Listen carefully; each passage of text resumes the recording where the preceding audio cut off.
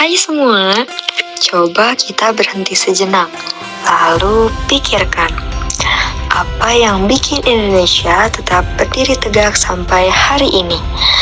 Apa yang membuat kita tetap bisa tersenyum meski begitu banyak perbedaan di antara kita? Jawabannya ada pada satu kalimat yang begitu kuat, yaitu Persatuan Indonesia. Persatuan Indonesia mengandung makna bahwa seluruh rakyat Indonesia dari berbagai suku, agama, ras, dan golongan harus bersatu untuk mewujudkan tujuan bersama. Kita mungkin berbeda warna kulit, cara bicara, tradisi, bahkan cara berpikir. Tapi justru di sanalah keindahan Indonesia muncul. Tapi bersatu bukan berarti harus seragam.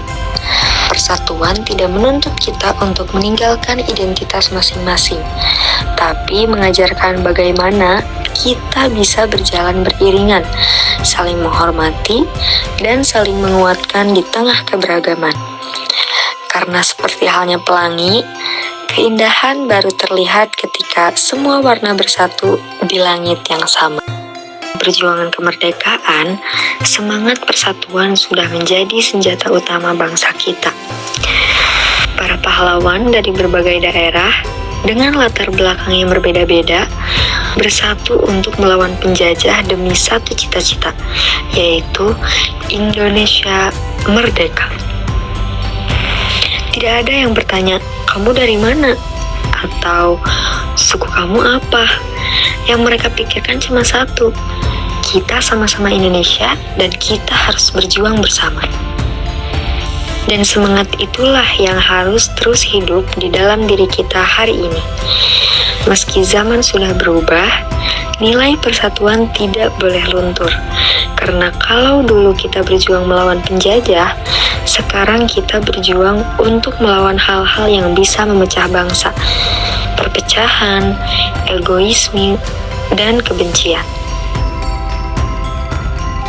Sebenarnya, menjaga persatuan bisa dimulai dari hal-hal sederhana di sekitar kita. Misalnya, saat kita menghargai teman yang berbeda pendapat, saat kita mau mendengarkan orang lain tanpa menghakimi, atau saat kita membantu seseorang tanpa melihat siapa dia dan di mana asalnya. Itulah bentuk nyata dari persatuan. Persatuan juga berarti kita mau bekerja sama, bergotong royong, dan tidak mementingkan diri sendiri. Kalau lingkungan kita bersih karena semua ikut kerja bakti, kalau sekolah atau kampus terasa nyaman karena semua saling menghargai, itu artinya semangat sila ketiga sudah hidup di dalam diri kita. Persatuan itu tidak harus selalu tentang hal besar. Cukup dimulai dari kata terima kasih, maaf, dan tolong. 3 kata sederhana yang bisa menjaga hubungan antar manusia tetap hangat dan penuh rasa hormat. Di era digital, menjaga persatuan jadi tantangan besar. Informasi menyebar begitu cepat, tapi tidak semuanya benar. Hoax, provokasi, dan ujaran kebencian mudah memecah belah masyarakat. Karena itu, generasi muda harus jadi agen persatuan, bijak bermedia sosial, menyebarkan kebenaran, dan menebarkan hal positif. Setiap kata dan unggahan kita bisa berdampak besar bagi keutuhan bangsa. Persatuan lahir dari cinta tanah air. Kalau kita benar-benar mencintai Indonesia, kita pasti tidak rela melihat bangsa ini terpecah karena perbedaan.